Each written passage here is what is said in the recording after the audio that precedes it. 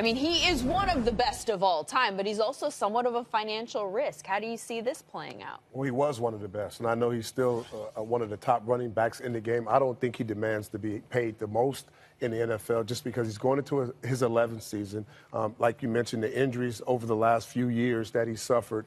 And then at the end of the day, if he goes to a place, it's probably going to be by committee.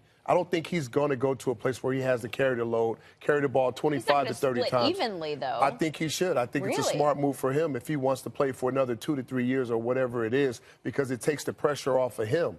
And if you can give him 15 to 17, 18 touches a game, that's going to preserve him as a player. Where in Minnesota, he was the offense for a long period of time, and that's why his body's starting to wear down. I want to see him get a chance to run behind a good offensive line, because we saw when Adrian Peterson wasn't in the lineup, they couldn't run the ball either. So they're up front, they were just really bad there in Minnesota. I look at a team like Washington. I know they've got Kelly, did a nice job as a rookie last year. They've got some pieces in place there, but Adrian Peterson behind that Callahan-led offensive line with some really good pieces in place, I think he'd be a nice fit there. You talk about Seattle, you talk about Baltimore, Carolina, you talk about the Raiders. I'm just looking at at teams that have running backs already, and even the Giants, they got Perkins, a young running back. I just don't think you put him in a system where he's got to carry the load, the entire load for that offense at the running back position.